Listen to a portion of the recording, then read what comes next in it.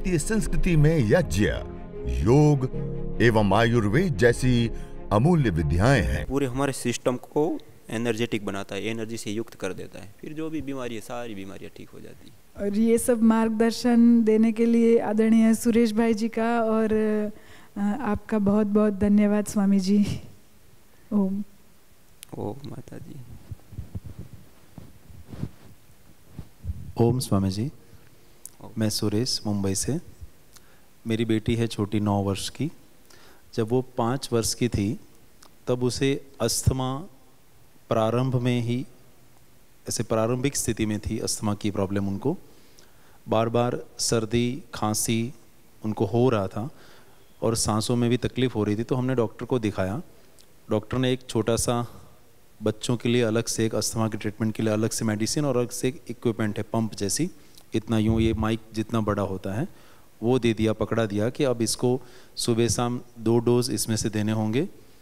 और ये एक डोज जो है वो 3 महीने का है और ये लगातार 3-4 वर्षों तक आपको चलाना होगा, ऐसा उन्होंने बताया था। वो पंप मैं लाया हूँ, मेरे कमरे में रखा है, आने वाले समय में आपको दिखा दूँगा। आजकल अधिकांश छोटे बच्चों को जब इस प्रकार की सर्दी खांसी की प्रॉब्लम बार बार होने लगती है तो डॉक्टर ये दवाई ऐसे ही सहजता से देने लग गए हैं। 3-4 दिन ये दवाई का हमने प्रयोग तो किया, अभी तो ये 3-4 दिनों में मन में बहुत बड़ा तनाव पैदा हो गया कि इतनी छोटी सी बच्ची को अभी से ही इस प्रकार की 3-4 साल की दवाई चिकित्सा एलोपैथी की करना, ये तो कुछ ठीक बात नहीं है।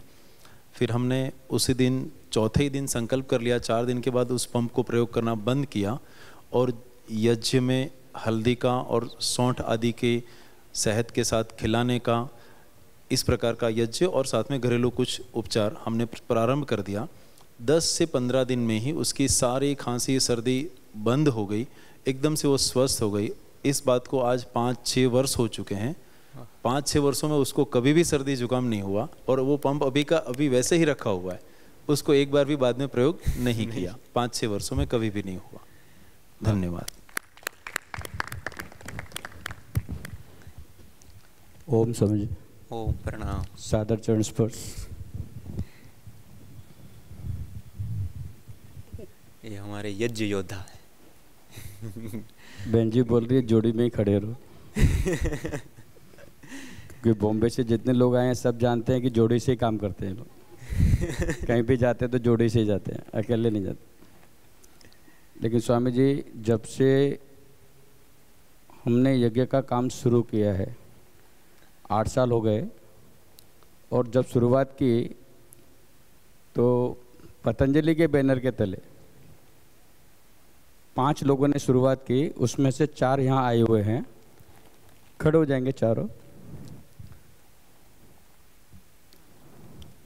हमने बलदेव भाई जी, हाँ, नेहा बहन, श्रीमती श्रवण गुप्ता, निर्मला बहन और बलदेव भाई और उनकी धर्मपत्नी वनीता केशवर, 5 लोगों ने यज्ञ की शुरुआत की।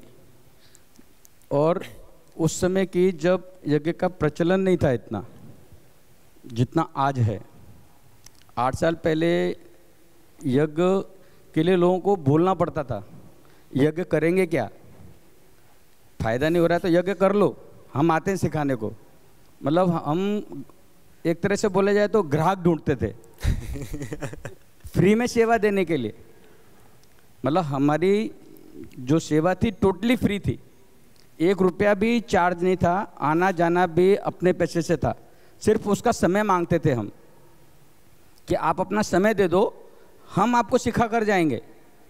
तो पूरी किट आज भी हमारे पास में थैला लगा हुआ ही रहता है कि कोई हमें बोले कि कल यज्ञ करना है तो हम तुरंत हाँ बोल देते हैं उसे, सुबह आ जाएंगे। तो वो किट भी रेडी है, सिर्फ सामने वाले से हम घी मंगाते हैं, बाकी सारे बर्तन, हवन कुंड, सामग्री सब हम स्वयं ही लेकर जाते हैं।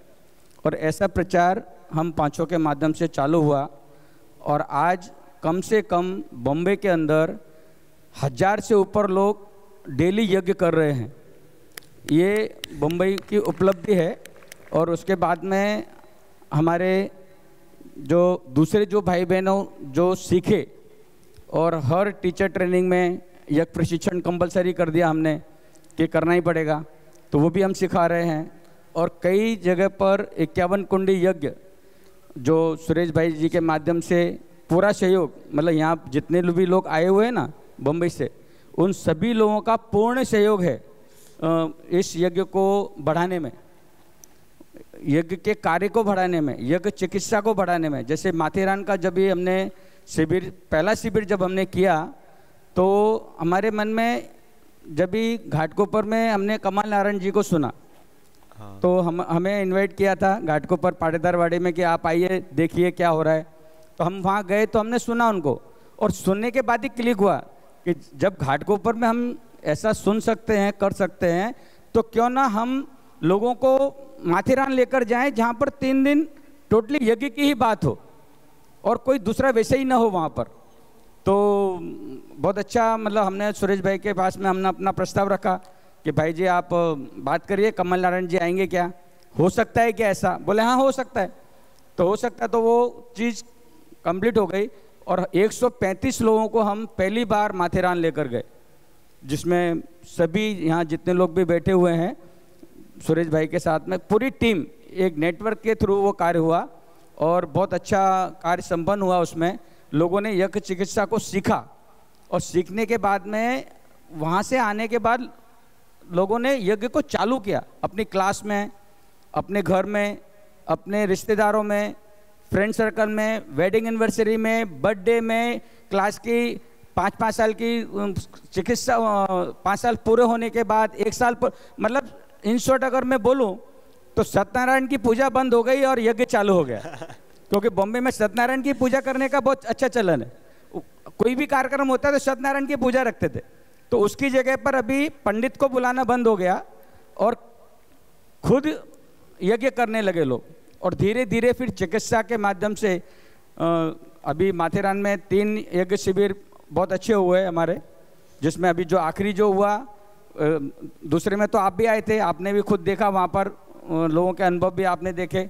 और तीसरे में जब आप आए नहीं तो उस शिविर में 180 लोग थे, मतलब वो होटल उसका पूरा फुल हो गया था और दूसरे होटल में हमने उसकी रहने की व्यवस्था की, तो 180 की गैदरिंग हुई, उसमें भी बहुत लोगों ने लाभ लिया।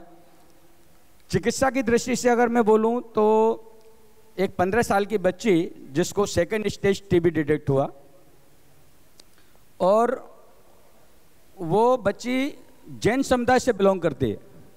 अभी वो जैन समुदाय में तो अग्नि को जलाते ही नहीं है, सबसे बड़ा प्रॉब्लम वो था। उसकी माँ रात को 11 बजे फ़ोन की तो मैं खुद डर गया कि ऐसा अचानक क्या हो गया, तो वो रोने लगी फ़ोन पर। मैंने कहा क्या हुआ, बात बताएंगे तो समाधान निकलेगा। तो बोले मेरी बच्ची को 2nd स्टेज टीबी डिटेक्ट हुआ है और अभी तक हमने किसी को बताया नहीं है, और डॉक्टर बोलता है कि इसका इलाज तो बहुत लंबा है और ठीक होने के चांसेस कितने हैं वो दवाई लेने के बाद मालूम पड़ेंगे। तो मैंने उनको ऐसे ही मन में मेरे आया, मैंने कहा यज्ञ करेंगे क्या, क्योंकि मुझे मालूम है कि सामने वाला जैन है तो यज्ञ करेगा नहीं। फिर भी मैंने एक हिम्मत रख के बोला उनको यज्ञ करेंगे, बोले हाँ करेंगे। तो मैंने कहा ठीक है, मैं किट लेकर आता हूँ। हमारे पास में एट ए टाइम 51 कुंडी की किट हमेशा रेडी रहती है। हमारे पास वो बर्तन, सारी चीज़, हवन कुंड से लेकर सारी चीज़ हम लोगों के पास में अवेलेबल रहती है। तो मैं सुबह लेकर गया और उसी दिन से उन्होंने यज्ञ चालू किया।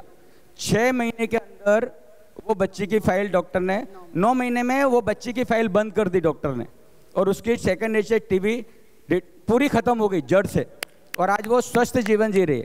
वो ना तो खा पा रही थी ना पी पा रही थी, मतलब हालत बहुत ही दयनीय थी उसकी। उनका नाम क्या है? नाम तो स्वामी जी क्या है बताने के लिए मना किया है, मैं सरनेम बता देता हूँ, वडेर। क्या है, बच्ची के बात है तो माँ ने बोला है कि नाम डिक्लेयर नहीं करना। कोई नहीं, हाँ, और रिपोर्ट में लाया हूँ, उनकी रिपोर्ट है मेरे पास में दोनों की। और दूसरा, जो जिस दिन आपका प्रोग्राम घाटकोपर में था और आप बॉम्बे आए थे, तो सुबह सुबह जो सांता क्रूज से जो बहन आई थी जिनकी माँ को कैंसर था, ब्रेस्ट कैंसर, वो उन्होंने भी यही बताया था कि ये माँ 3-4 महीने की मेहमान है, इसकी सेवा करो, हमारे पास में कोई इलाज नहीं है। तो फिर आपने बोला कि आप चले जाइए, इनको यज्ञ सिखाइए। तो हम वहाँ पहले यज्ञ कराने गए, बाद में घाटकोपर का आपका प्रोग्राम अटेंड किया। 1 साल पूरा हो गया है। वो माता जी सप्ताह में 4 से 5 दिन ही यज्ञ कर रही हैं। बहुत समाज सेवी है, घूमती रहती है सब जगह, ना तो केमो ले रही है ना रेडिएशन, ब्रेस्ट कैंसर में वो यज्ञ कर रही है। और आज जब भी हम यहाँ आ रहे थे तो हमने पूछा उनसे, तो उन्होंने बताया कि बेटे मेरे को 85% आराम है, 85%। और डॉक्टर बोल रहा है कि अभी 3 महीना के बाद में हम रिपोर्ट कराएंगे। तो जिस डॉक्टर ने 4 महीने का बोल दिया था, 1 साल पूरा कंप्लीट हो गया जनवरी में, और अभी 85% बहुत ही आराम है, उसको ज़बरदस्त आराम मिल रहा है। और तीसरा है जिसको साइनस रहता है, जैसे अभी बलदेव भाई ने बताया ना कि ऋतु बदलती है तो खांसी बढ़ जाती थी उनकी वाइफ की, ऐसे हमारे गार्डन में एक साधक हैं दुष्यंत पटेल, उनका भी जैसी ऋतु बदलती थी साइनस उनका शुरू हो जाता था, और फिर उनको साइनस के बाद में फीवर आ जाता था, फिर उनका 7 दिन खराब हो जाता था, उसमें दवाई लेते थे, फिर एलोपैथिक। लेकिन जब से उन्होंने यज्ञ चालू किया है, आज उनको भी 2 साल हो गए लगातार यज्ञ करते हुए, तो आज वो बता रहे हैं खुद कि मुझे अभी कोई तकलीफ नहीं है, और ऋतु बदलती है तो मेरे साइनस की 1% भी प्रॉब्लम नहीं, मैं एकदम टोटली क्योर हो गया हूँ उससे। तो यज्ञ वो नियमित रूप से कर रहे हैं। वास्तव में देखिए तो साइनस के लिए कई सारी ट्रीटमेंट दवाएं लेते हैं, वो जो साइनस की दवाई लेते हैं उसके इतने सारे साइड इफेक्ट होते हैं कि उसकी बात ही मत पूछिए। और लगातार यदि उसको कुछ समय तक लिया जाए तो उसे स्मृति शक्ति कर हाथ से लेकर के वो सारी चीज़ होती है, और कंट्रोल होता है वो तब तक जब तक दवाई लेते हैं, और दवाई जैसे ही छोड़ी उसके बाद वो तुरंत बढ़ता है। और दूसरा ये भी है कि उसी दवाई को यदि आप लंबे समय तक 2 साल 3 साल ले ले, 2-3 साल के बाद वो दवाई भी काम नहीं करेगी, वो बढ़ता रहेगा।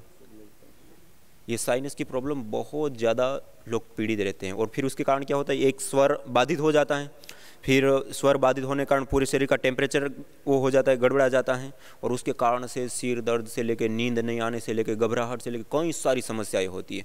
और आज साइनस के इतने सारे पेशेंट हो गए कि कितने सारे लोगों को इसे भयंकर भयंकर जो साइनस की प्रॉब्लम होती है वो भी ठीक हो जाती है। और एक ये देखिए आप आपके सामने ही। और उसके बाद में जो हमारी स्वयं हमारे घर में हमारी जो माता जी हैं, उनको 3 बार पैरालिसिस हो गए, और तीनों बार वो ठीक भी हो गई। हमने योग से उनको ठीक भी कर दिया। और सबसे बड़ा ये हो गया कि जो हर 3 महीने में मैं डॉक्टर के पास में उनको दिखाने के लिए लेके जाना पड़ता था, कि कभी उनको घबराहट हो रही है, कभी पैरों में सूजन आ जाती है। तो कोरोना पीरियड में तो मुझे जाना ही नहीं पड़ा, और लास्ट करीबन 2 साल से मैंने उन डॉक्टर का रुख ही नहीं किया है। मतलब इतना लाभ उनको यज्ञ से हो रहा है, क्योंकि हम लोग डेली यज्ञ कर रहे हैं, एक समय ही कर पाते हैं, क्योंकि फिर काम रहता है तो रात को लेट हो जाते हैं तो नहीं हो पाता है। लेकिन कोरोना पीरियड में हमने दोनों टाइम हम लोगों ने यज्ञ चालू रखा, क्योंकि मेरी बेटी यूएस से रिटर्न आई तो क्वारंटाइन थी 14 दिन, तो हम भी डरे हुए थे कि जैसे कोरोना चालू हुआ उसी पीरियड में वो आई, तो थोड़ा भय भी था कि किसी दूसरे को ना हो सोसाइटी में, तो हमने उसको घर पे क्वारंटाइन रखा। और 14 दिन हम लोगों ने दोनों टाइम यज्ञ भी रखा, और 6 महीने तक यज्ञ रखा चालू। हमारी बेटी यज्ञ नहीं करती थी, वो बोलती थी ये क्या धुआं हुआ हो रहा है एकदम। लेकिन आज की पोजीशन ये है कि वो खुद यज्ञ कर रही है। वाह, ये परिस्थिति है, मतलब वो सामने से बोलती है। उसके बारे में निर्मला जी बताएंगी व्यवस्थित। ओम स्वामी जी प्रणाम। जैसा बेटी का बताया गुप्ता जी ने, तो जब भी वो आई थी तो हम लोग यज्ञ तो कर ही रहे थे 6-7 साल से। वो बच्चे देखते थे, करते थे, वो लोग कभी कभी बैठते थे, लेकिन हम दोनों नियमित रूप से करते थे।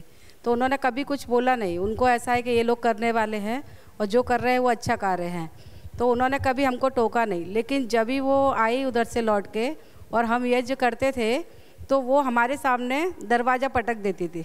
मैं बोलता ऐसा तो पहले कभी नहीं करती, कितना धुआं करते हो तुम लोग, ऐसा ऐसा, वो बहुत बोलती थी। तो मुझे बहुत पीड़ा होती थी, लेकिन हम लोग भी इतने डरे हुए थे कि भाई क्या है, तो हम उसको बोलते थे ठीक है बंद करो।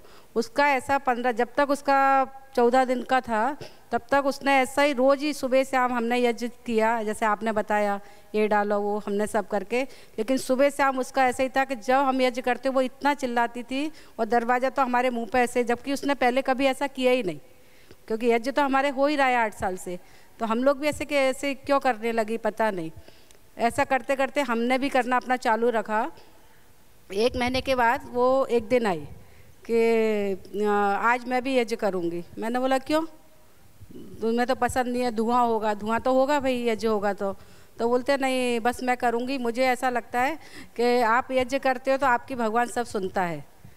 तो ऐसा मतलब वो बच्चों का ऐसा विचार उसका खासकर बन गया है कि जब से आपने यज्ञ किया है, जब से ऐसा लगता है कि भगवान तो सब आपकी सुनता है, तो मुझे ऐसा लगता है कि मुझे यज्ञ करना चाहिए और फ़ायदे भी है इससे, तो आपको भी हो रहे हैं। तो मुझे बहुत अच्छा लगा कि चलो करेगी, लेकिन मुझे लगा 1 या 2 दिन ही ये करेगी, नहीं तो नहीं करेगी। और वो नियमित रूप से हमारे साथ यज्ञ में बैठने लगी। बाकायदा वो पत्रक लेकर बैठती थी कि मुझे मंत्रों को शुद्ध बोलना है, मुझे ऐसा कुछ भी नहीं बोलना है।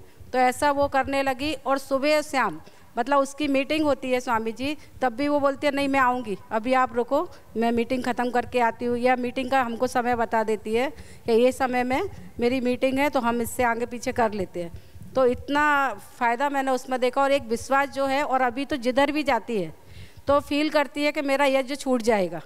और हमारी ननद के घर जो कुछ वो मानते भी नहीं है, उनके घर वो रुकी थी नए साल पर, और उनको बोला कि आज बहुत अच्छा दिन है, तुम लोगों ने मुझे जाने नहीं दिया, तो आज तुम्हारे घर यज्ञ रखो। और मैंने उनको ऑनलाइन बोले मम्मी मुझे डर लग रहा है अशुद्धि ना हो जाए, तो ऑनलाइन आप कराऊंगी? मैंने बोला हाँ। तो ऑनलाइन उनको यज्ञ कराया। और अभी वापस वो जाने वाली थी पूना 8 दिन के लिए, तब भी वो ऐसा बोले कि मेरा यज्ञ छूट जाएगा। तो अपने फ्रेंड से बोलने लगी कि मैं हवन किट लेकर आऊँ क्या, अपन उधर हवन करेंगे। तो इतना मतलब जो मतलब नई जनरेशन इसको समझे और करे, तो अभी वो जगह जगह मतलब यज्ञ के, तो उसकी फ्रेंड ने भी मजाक करने लगी क्या हो गया तुझे। तो बहुत अच्छे इफ़ेक्ट हमने अपनी बेटी में देखे यज्ञ के द्वारा। जो फ़ायदा मतलब ऐसी जनरेशन समझेगी, फ़ायदे तो उनको मालूम ही पड़ रहे हैं, उनको तो बताने जैसे नहीं है, क्योंकि हम खुद कर रहे हैं तो महसूस कर रहे हैं वो। लेकिन इससे ये फ़ायदा हुआ कि ये हमारी जनरेशन तक पहुँचेगा, तो ये उसके पास ये संस्कार और ये संस्कृति हम दे पाए तो बहुत खुशी होती है स्वामी जी। और भी मतलब फ़ायदे, तो एक हमारे घर काम करने के लिए बाई आती थी, तो उसकी बेटी थी 3 साल की बेटी थी। तो जब भी वो आती थी, फिर 2-3 महीने के बाद उसकी छुट्टियां होने लगती थी। तो हम लोग का तो काम रहता था कि सुबह सुबह हम योग के लिए निकल जाते थे, आते थे, फिर घर देखते घर में सब काम पड़ा है, वो घर काम भी करना, फिर कितने भी योगी है लेकिन गुस्सा तो आती थी। फिर हम बोलते भाई तुमको बताया है कि नहीं, बता के जाओ हम कर लेंगे। तो बोलते मैं क्या करूं, बच्ची बीमार रहती है और ऐसा हो गया। तो उसको क्या होता था, उसके पिताजी से उसको ज़्यादा लगाव था उसकी बेटी को, और वो पति पत्नी का झगड़ा होता था तो वो पति उसका घर छोड़ के चला जाता था गाँव में। तो वो पिता के चक्कर में वो बेटी, उसका बुखार चढ़ जाता था सर पर, और वो जिस डॉक्टर को वो दिखाती थी वो डॉक्टर की फ़ीस भी 1100-1500 रुपये थी। तो वो मुझे हर बार वो जब भी वो बोलती थी कि मैं डॉक्टर के पास गई, तो मुझे वो काम की चिंता नहीं थी, लेकिन मुझे ऐसा लगता था कि हमारे घर पर जो 1 महीने काम करती है उससे ज़्यादा डॉक्टर को देकर आती है। तो मुझे बहुत ऐसा लगता था। फिर मैंने उसको एक दिन बोला कि ऐसे बातें कर रहे थे हम कि ऐसे यज्ञ करेंगे तो फ़ायदे होते हैं। तो उन्होंने मुझे बताया कि भाभी आप हमको सिखाएंगी क्या। मैंने बोला हाँ, मैं तो बहुत खुश हो गई भाई, हमको तो मिल गया। तो हमने बोला कि हाँ हाँ सिखाएंगे हम। बोले मेरे घर में, उसने बताया, वाकई में हम गए भी थे, जितना स्वामी जी आप बैठे ना उतना बड़ा ही उनका घर था। बोले मेरे घर में मैं आएंगे ना तो भाभी उतनी जगह नहीं है। तो मैंने बोला कोई बात नहीं, हम खड़े होकर कराएंगे, हम सब सामान लेकर आएंगे। तो उसने बोला आ जाओ। और वाकई में इतनी जगह थी उनके घर। हमने 4 लोग ने बैठ के यज्ञ किया और उन्होंने चालू रखा।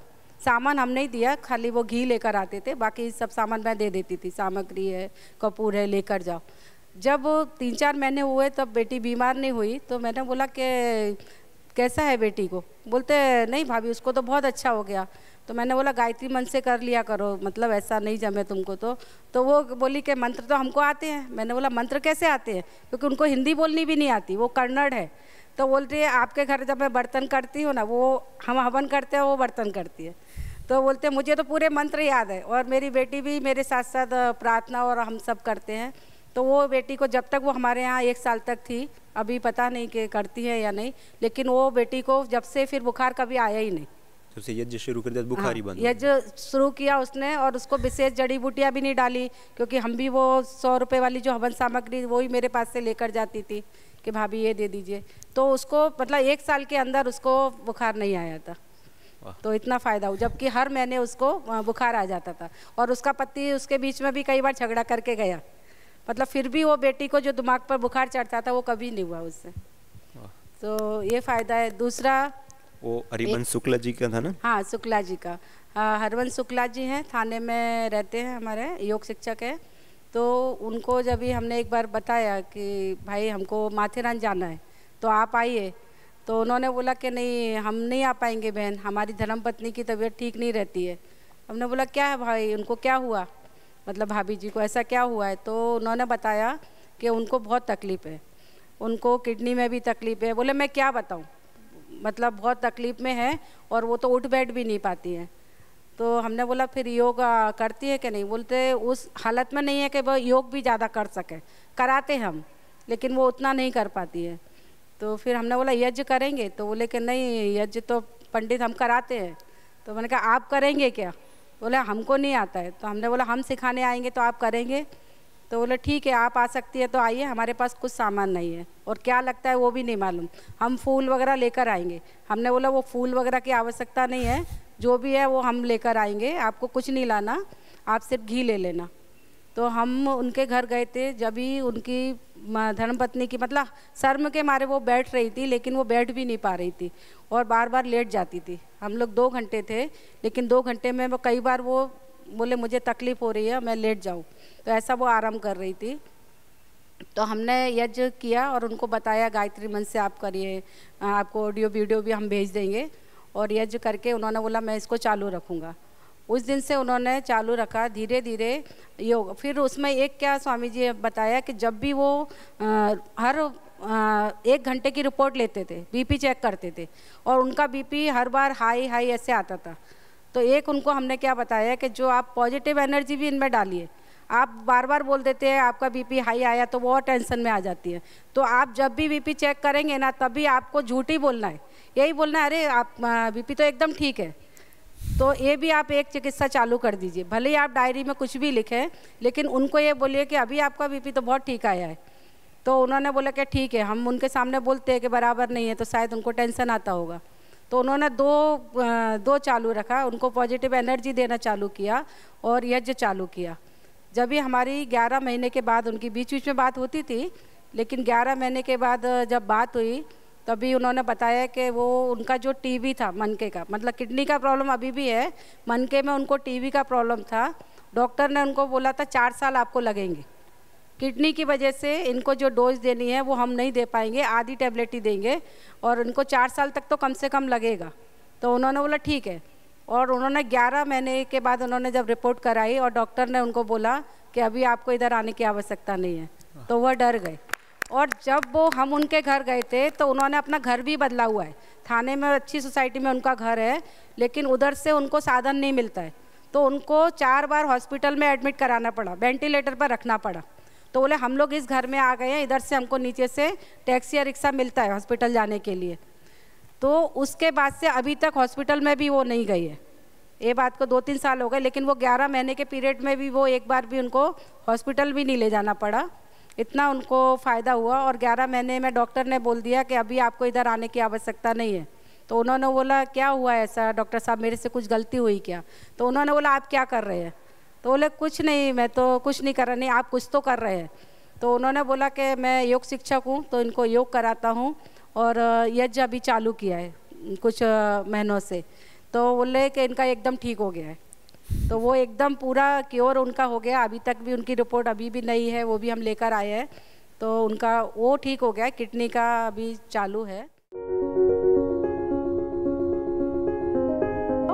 हरिवंश शुक्ला जी है थाने में, उनको हमने बोला माथेरान शिविर में आप आइए। बोले हमारी धर्मपत्नी 2 साल से बहुत बीमार है, उनको छोड़ के हम नहीं जा सकते हैं। तो हमने बोला क्या तकलीफ है? तो उन्होंने तकलीफ बहुत दिलाई। अभी हम डॉक्टर तो है नहीं, जानते भी नहीं कि क्या तकलीफ है। तो हमने बोला कि आप यज्ञ क्यों नहीं करते हैं?